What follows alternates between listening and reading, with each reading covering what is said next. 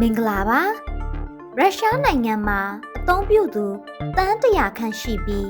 နိုင်ငံအတွင်းအသုံးအများဆုံး message ပေးပို့တဲ့ဝန်ဆောင်မှုတစ်ခုဖြစ်တဲ့ WhatsApp ကိုရုရှားအစိုးရကပိတ်ပင်လိုက်ပါတယ်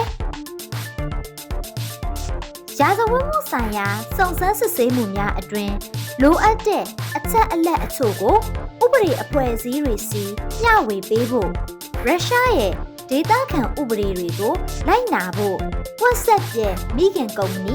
Media ကညှင်းဆိုခဲ့ပြီးတဲ့နောက်အခုလိုမျိုးဆုံးဖြတ်ခဲ့တာဖြစ်ကြောင်းအာဏာပိုင်များကပြောပါတယ်နိုင်ငံခြားနည်းပညာကုမ္ပဏီအားလုံးကရုရှားနိုင်ငံအတွင်းလုပ်ငန်းဆောင်ရွက်မယ်ဆိုရင်ရုရှားရဲ့စီမင်းစည်းကမ်းတွေကိုလိုက်နာရမှာဖြစ်တယ်လို့တာဝန်ရှိသူတွေကအခိုင်အမာပြောပါတယ်။တစ်ချိန်တည်းမှာပဲအစိုးရကြောထောင်နောက်ခံပြုထားတဲ့ Mass လို့ခေါ်တဲ့ Message App ကိုပြည်သူတွေအစားထိုးအသုံးပြုဖို့အတွက်တိုက်တွန်းနေပါတယ်။ရုရှားအစိုးရက Mass ကိုလုံခြုံစိတ်ချရပြီးနိုင်ငံတော်ကထိန်းချုပ်ထားတဲ့ platform တစ်ခုအဖြစ်ဖော်ပြထားပြီးတော့ရုရှားရဲ့ digital အချုပ်အခြာအာဏာပန်းနိုင်ကိုအထောက်အကူပြုမယ်လို့ဆိုပါတယ်။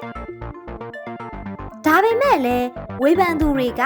online ဆက်သွယ်ရေးတွေအပေါ်အစိုးရရဲ့စောင့်ကြည့်စစ်ဆေးမှုတွေပုံမမြင့်တက်လာနိုင်တာကိုစိုးရိမ်နေကြပါတယ်။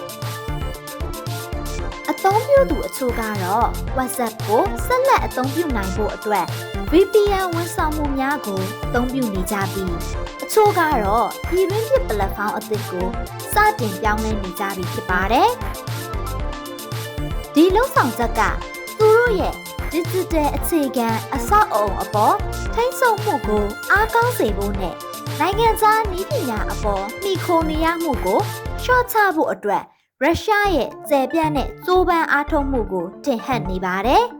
။ကြည့်ရှုပေးခဲ့တဲ့အတွက်ကျေးဇူးတင်ပါတယ်။